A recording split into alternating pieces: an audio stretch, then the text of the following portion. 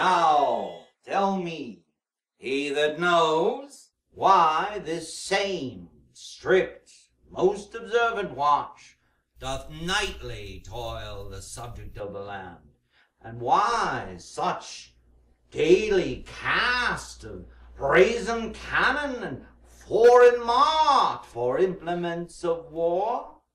Why such impress of shipwrights, whose sore task does not divide the Sunday from the week, what might be toward this sweaty haste doth make the night joint laborer with the day? That can I. Who's there? Our last king was, as you know, Nay, by answer me. Norway, Stand and unfold yourself. Long live the king. Bernardo? He.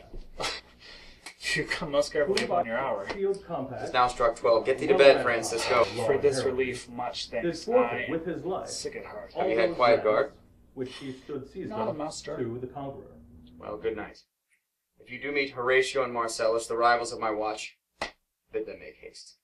Against the which a moiety competent was gauged by our king. In which our valiant Hamlet, for so this side of our known world esteemed him, did slay this Fortinbras, as by the covenant and carriage of the article designed, his fellow Hamlet. I think I hear them. Now, sir, young Stand ho! Who's there? Friends to this ground. And liegemen to the Dane. Have in the spirits of Who hath relieved you? Bernardo has my place. Of lawless reverence. Give you good night. For food and diet to some enterprise which hath a stomach in it. Which is no other, as it doth well appear unto our state, than to recover of us, by strong hand and terms compulsatory, those foresaid lands, Hola, Bernardo. so by Say, his father lost. What is Horatio there? The peace of him. Welcome, Horatio. Welcome, good Marcellus. Which has What, returned does to this the thing come inheritance again of tonight? us, I have seen Stephen nothing. of Hampshire. Horatio says 'tis but our fantasy, and will not let belief take hold of him. Tush, tush, 'twill not appear. Sit down a while, and let us once again assail your ears that are so fortified against our And story. this, What we I have two think, nights it seen. is the main motive of our Sit we preparation. down. Let us hear Bernardo speak of Even this. so. Last night of all, Marcellus and myself, the bell then beating one, Peace! Break thee off. Word comes again. in the same figure, like the king that's dead. Thou art a scholar. Speak to it, Horatio. Looks it not like the king? Mark it, Horatio. Most like. Harrows me with fear and wonder. Would be spoke to. Question it, Horatio. What art thou that usurpest this time of night? In the fair and warlike form in which the majesty of buried Denmark did sometimes march. I charge thee, speak! It stomps away. Stay! Speak! Speak! I charge thee, speak! 'Tis gone and will not answer. Oh, now, Horatio, you tremble and look pale. Is not this something more than fantasy? What think you want? And we here dispatch you, good Cornelius, and you, Voltimand, forbear. Oh my God, I might not believe it without the sensible and true avouch of mine own eyes. Is it not like the king? As thou art to thyself, Then the 'tis strange. in the scope of these deleted articles. Thus allowed. twice before, I have and here jump read at this Norway, dead hour with uncle martial of stalk hath young gone by our Fortinbras, watch. who, impotent and bedrid, scarcely his Gross of in this scope of his my immediate opinion. Purpose. This bodes some strange eruption to our Further state. gate herein. May it sort that this portentous figure comes armed through our watch, so like the king that was and is the question of these wars. And the chief head of our post-haste and Loaded is to trouble the mind's eye. Soft. Lo, look where it comes again. I'll cross it though it blast me. Stay, illusion! If thou hast any sound or use of voice, I charge thee, speak! If thou knows of any good thing to be done, which may to thee do ease, or grace to me, speak! If thou knows thy country's fate, which happily foreknowing may avoid, oh, speak! Or if thou hast in thy life extorted treasure in the womb of earth, for which they say you spirits oft walk in death, speak of it! Stay, Speak!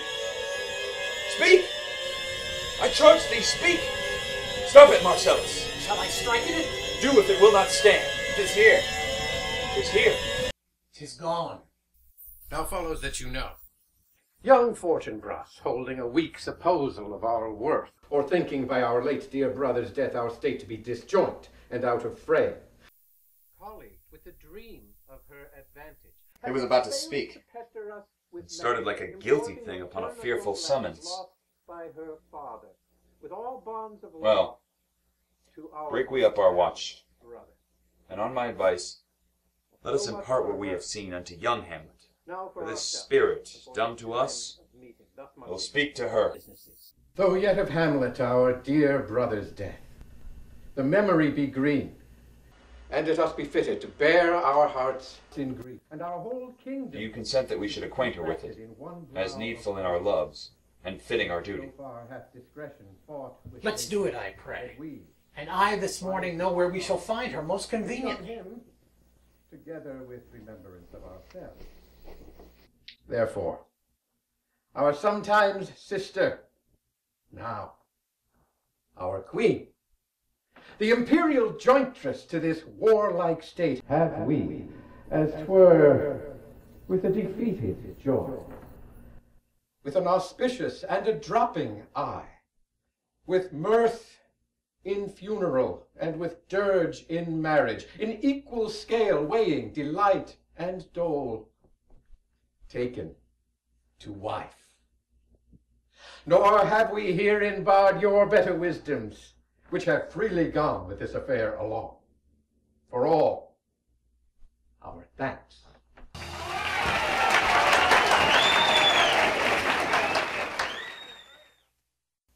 And now, Laertes!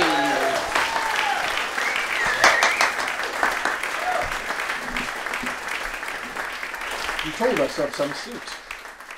What is't, Laertes? You cannot speak of reason to the Dane and lose your voice. My dread What lord. wouldst thou beg, Laertes? That shall not be my offer, not thy asking. My dread lord. The hand is not more native to the heart, the head more instrumental to the mouth, than is the throne of Denmark to thy father. What wouldst thou have, Laertes?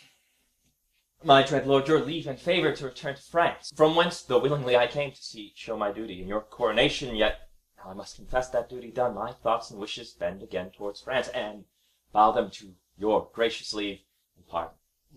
Have you your father's leave? What says Polonius? He hath, my lord, wrung from me my slow leave, my laborsome petition, and at the last, upon his will, I sealed my hard consent. I do beseech you, give him leave to go.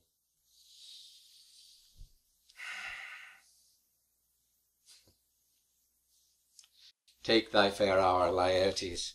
Time be thine, and thy best graces, take it at thy will.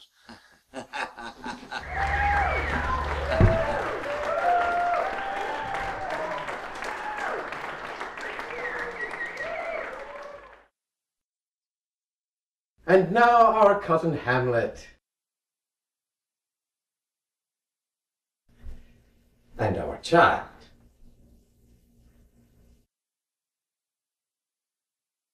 How is't that the clouds still hang on you?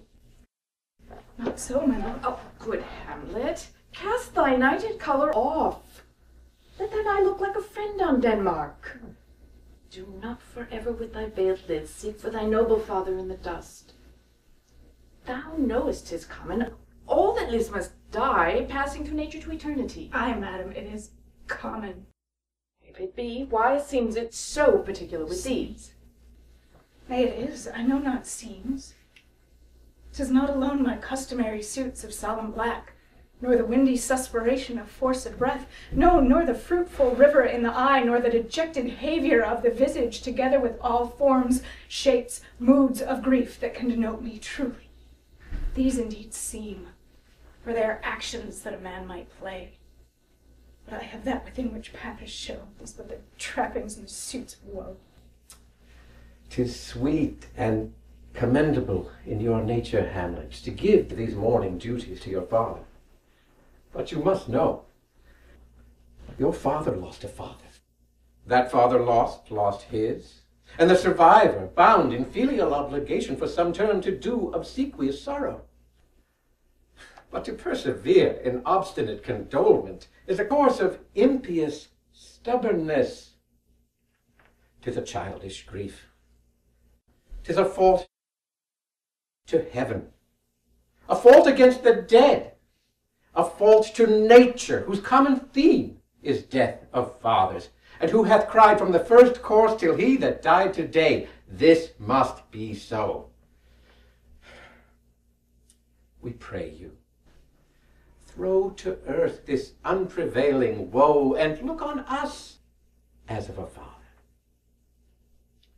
For let the world take note, you are the most immediate to our throne, and with no less nobility of love than dearest father bears his child, do I impart to you. As for your intent in going back to school in Wittenberg, it is most retrograde to our desire. We beseech you, bend you to remain here, in the cheer and comfort of our eye, our chiefest courtier, cousin, and our daughter. Let not thy mother lose her prayers, Hamlet. I pray thee stay with us. Go not to Wittenberg. I shall in all my best obey you. 'Tis a loving and a fair reply. Madam, come. This gentle and unforced accord of Hamlet sits smiling to my heart, in grace whereof no jocund health that Denmark drinks today, but the great cannon to the cloud shall tell. Come, away.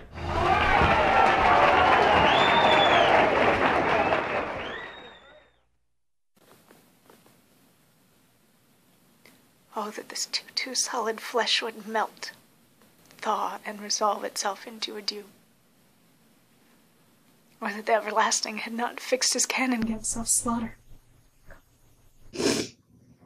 How weary, stale, flat, and unprofitable seem to me all the uses of this world. Fine it. Fine it. Oh, fine.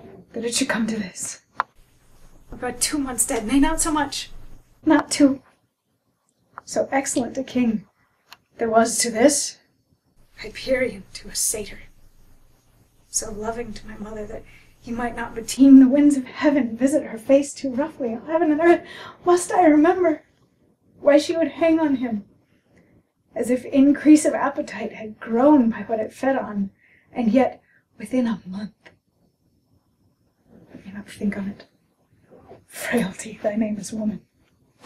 A little month, or ere those shoes were old, with which she followed my poor father's body, like Niobe, all tears. Why even she, oh God, a beast that wants discourse of reason, would have mourned longer. Married with my uncle, my father's brother, but no more like my father than I to Hercules.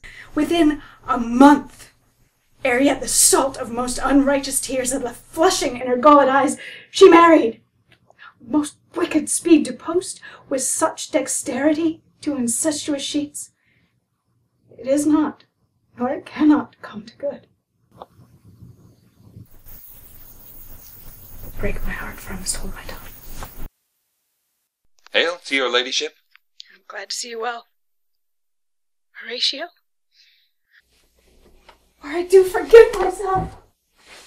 The same, my lady, and your poor servant ever. Sir, my good friend, I'll change that name with you. What make you from Wittenberg? Marcellus. My good lady. I am very glad to see you. Good even, sir. But what, in faith, make you from Wittenberg? A truant disposition, my lady. I would not hear your enemies say so. Nor should you do mine ear that violence to make a truster of your own report against yourself. I know you are no truant. But what is your affair in Elsinore? We'll teach you to drink deep ere you depart. My lady, I came to see your father's funeral. Do not mock me, fellow student. Think it was to see my mother's wedding. Indeed, it followed hard upon. Thrift. Thrift, Horatio! The funeral baked meats did coldly furnish forth the marriage tables. Would I had met my dearest foe in heaven, or ever I had seen that day, Horatio. My father. Methinks I see my father. Where, my lady? In my mind's eye, Horatio. He was a goodly king. He was a man. Take him for all in all.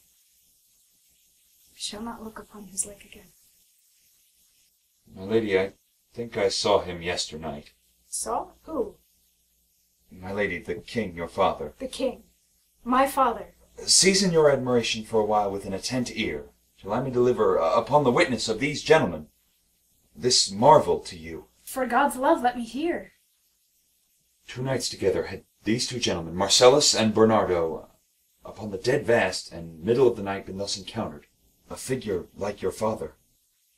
This to me, in dreadful secrecy, in part they did, and I with them the 3rd night kept the watch, where both in time, form of the thing, each word made good and true, the apparition comes. I knew your father. These hands are not more like. Did you not speak to it? I did, but answer made it none. But once methought it lifted up its head and addressed itself to motion, as like it would speak. Yet in haste it shrank away and vanished from my sight. It's very strange. My lady, upon my life, 'tis true, and we did think it writ in our duty to make it known to you. What, looked he frowningly? A countenance more in sorrow than in anger. Pale or red? Nay, very pale. And fixed his eyes upon you. Most constantly. His beard was grizzled, no? It was, as I had seen in life, a sable silvered. Or would I have been there? 'Twould much have amazed you. Very like. Very like. What, stayed it long? While one with moderate haste might count 100. Longer. Not while I saw it. Indeed, indeed. But this troubles me.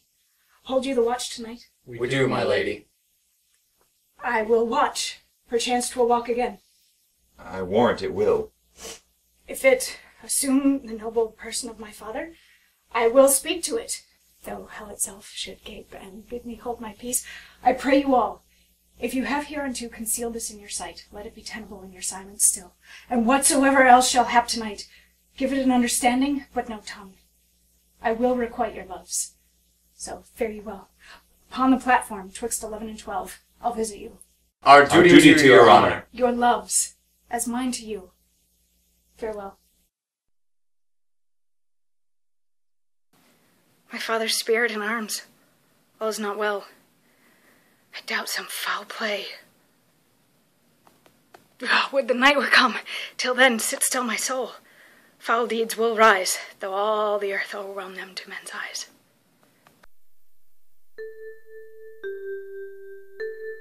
It is not, nor it cannot come to good. But break my heart, for I must hold my tongue. My necessaries are embarked. Farewell. And, sister, as the winds give benefit and convoys assistant, do not sleep, but let me hear from you. Do you doubt that? For Hamlet, and a trifling of her favour. Hold it a fashion and a toy in blood, a violet in the youth of primy nature, forward, not permanent, sweet, not lasting, the perfume and suppliance of a minute, no more. No more but so. Think it no more. Perhaps she loves you now. And now no soil nor caudle doth besmirch the virtue of her will, but you must fear. Her greatness weighed, her will is not her own, for she herself is subject to her birth. She may not, as unvalued persons do, carve for herself, for on her choice depends the safety and health of this whole state whereof she is the head. Then if she says she loves you, it fits your wisdom so far to believe it, as she, in her particular act and place may give her saying deed, which is no further than the main voice of Denmark goes withal.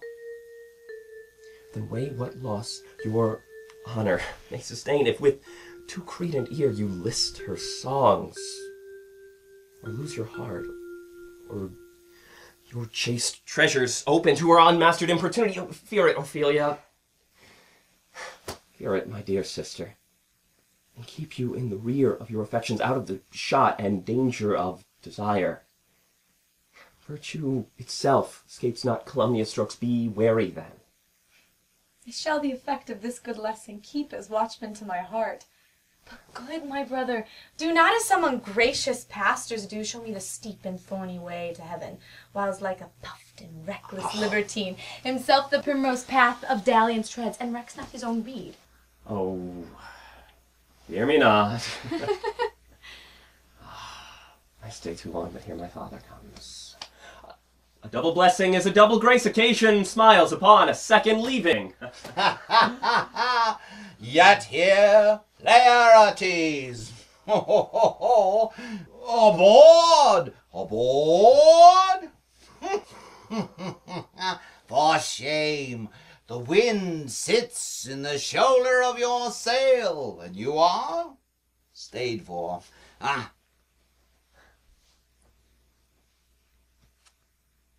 My blessing go with thee, and these few precepts for thy memory. See thou character. Give thy thoughts no tongue, nor any unproportioned thought his act. Be thou familiar, but by no means vulgar. Those friends thou hast, and their adoption tried, grapple them to thy soul with hoops of steel. But do not dull thy palm with entertainment for each new-hatched, unfledged comrade. Beware of entrance to a quarrel, but being in, bear it, that the opposed may beware of thee. Oh, give every man thy ear, but few thy voice. Take each man's censure, but preserve judgment. Costly thy habit, as thy purse can buy, but not expressed in fancy. Rich, not gaudy, for the apparel oft proclaims the man. Neither a borrower nor a lender be, for loan it oft loses both itself and friend, and borrowing it dulls the edge of husbandry,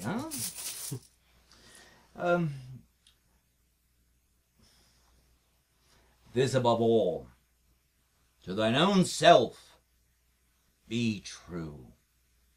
Then it must follow as the night the day. Thou canst not then be false to any man.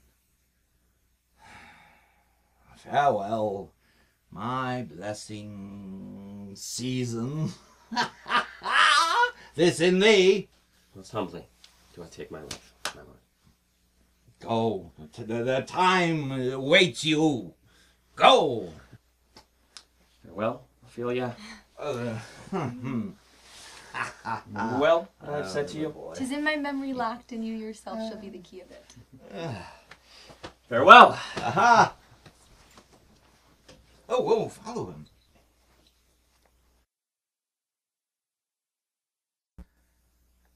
What is't? Ophelia? He hath said to you? So please you something touching the Lady Hamlet. Oh, Mary, well bethought. 'tis told me that she have very oft of late given private time to you, and that you have of your audience been most free and bounteous. If it is so, as so 'tis put on me, and that, by way of caution, I must tell you, you do not understand yourself so clearly as it behooves my daughter.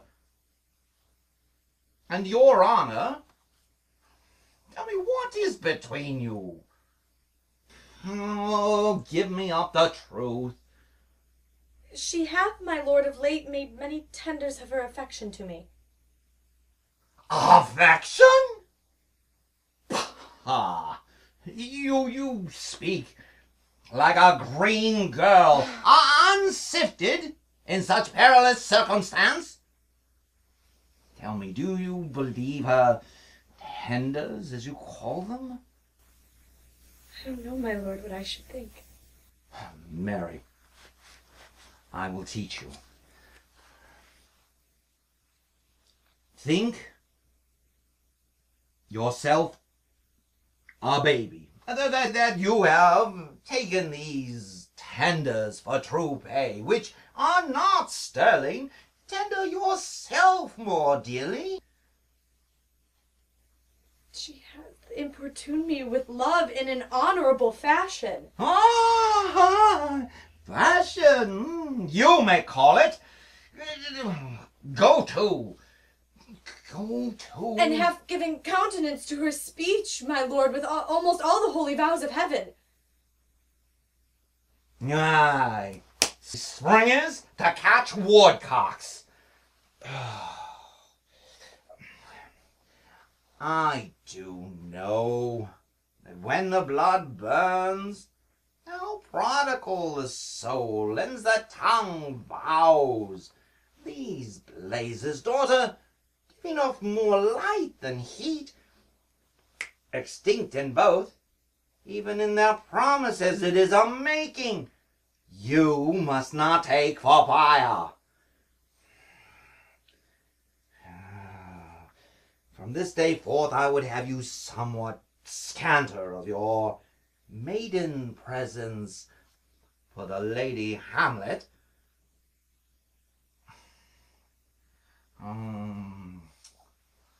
Believe so much in her that she is young, and with a larger tether may she walk than may be given you. This is for all. I would not have, in plain terms, from this day forth, have you so slander any moment's leisure as to give words or talk with the Lady Hamlet. Look to it, I charge you. Come your ways. I shall obey, my lord.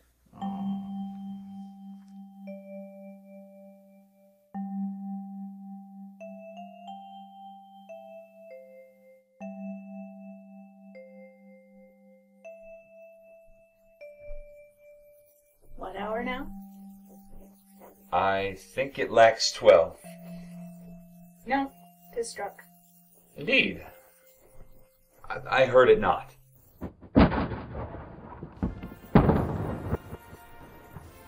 What does this mean, my lady? The king doth wake tonight and takes his rouse. He keeps wassailing and swaggering up spring reels, and as he drains his draughts of Rhenish down, kettle drum and trumpet thus bray out the triumph of his pledge. Is it custom? Ay, merriest. But to my mind, though I am native here and to the manor born, it is a custom more honored in the breach than the observance. This heavy-headed revel east and west makes us traduced and taxed of other nations. They club us drunkards, and indeed it takes from our achievements, though performed at heights, the pith and marrow of our attribute. Look, my lady, it comes. Angels and ministers of grace defend us. Be thou a spirit of health or goblin damned. Bring with thee heirs from heaven or blast from hell. Be thy intents wicked or charitable, thou comest in such a questionable shape that I will speak to thee. I will call thee Hamlet. King, father, royal Dane, oh, answer me! What may this mean, that thou, dead corpse, revisits thus the glimpses of the moon, making night hideous, and we, fools of nature, so horridly to shake in our disposition, with thoughts beyond the reaches of our souls? Say, why is that? Wherefore? What should we do? It beckons you to go forth, as if it's some impartment it desire to you alone. Look with what courteous action it waves you to a more removed ground. But do not go with it, my lady. You will not speak? Then I will follow it. Do not go, my lady. Why? What should be the fear?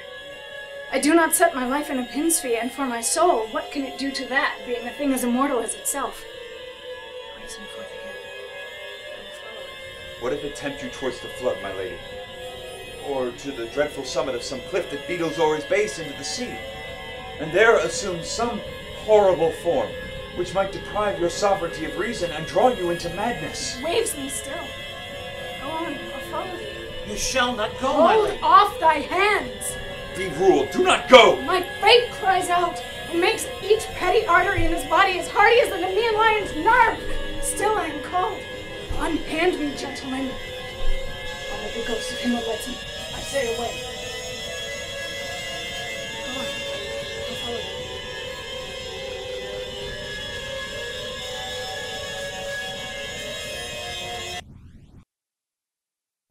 She waxes desperate with imagination. Let's follow. 'Tis not fit thus to obey her. Have after. To what issue will this come? Something is rotten in the state of Denmark. Heaven will direct it. Nay, let's follow her.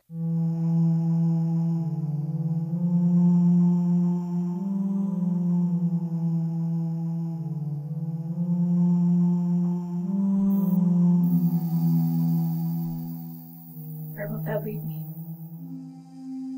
Speak! I'll go no further. Mark me. I will. My hour is almost come, when I to sulphurous and tormenting flames must render up myself. Alas, poor ghost. Pity not me, but lend thy serious hearing to what I shall unfold. Speak! I am bound to hear. So art thou to revenge when thou shalt hear.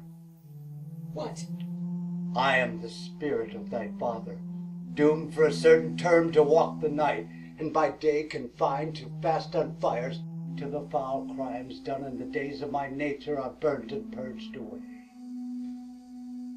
But that I am forbid to tell the secrets of my prison house, I could a tale unfold, whose lightest word would harrow up thy soul, freeze thy young blood, make thine two eyes like stars start from their spears, their knotted and combined locks to part, and each particular hair to stand on end like quills upon the fretful porpentine. But eternal blazon must not be to ears of flesh and blood. List! List! Oh, list, if thou didst ever thy dear father love. Oh, God. Revenge is most foul and unnatural murder. Murder! Murder, most foul, as indeed the best it is, but this most strange, foul, and unnatural. Haste me to hear it, that I with wings as swift as meditation or thoughts of love may sweep to my revenge. I find thee apt, and duller shouldst thou be than the fat weed that roots itself in ease on the levee warth. Wouldst thou not stir in this? Now, Hamlet, hear. 'Tis given out that, sleeping in my orchard, a serpent stung me, and so the whole ear of Denmark is by a forged process of my death rankly abused. But know thy noble youth, the serpent that did sting thy father's life now wears his crown. My prophetic soul.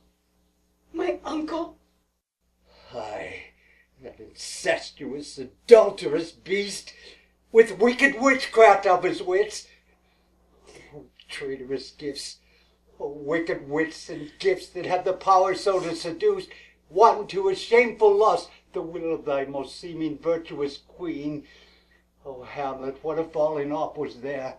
For me, whose love was of that dignity, that it went hand in hand even with the vow that I made to her in marriage, and to decline upon a wretch whose natural gifts were poor to those of mine. But virtue, as it never will be moved, though lewdness courted in the shape of heaven, so lust, though to a radiant angel linked, will sate itself in a celestial bed and prey on garbage. But soft methinks, I scent the morning air, brief let me be.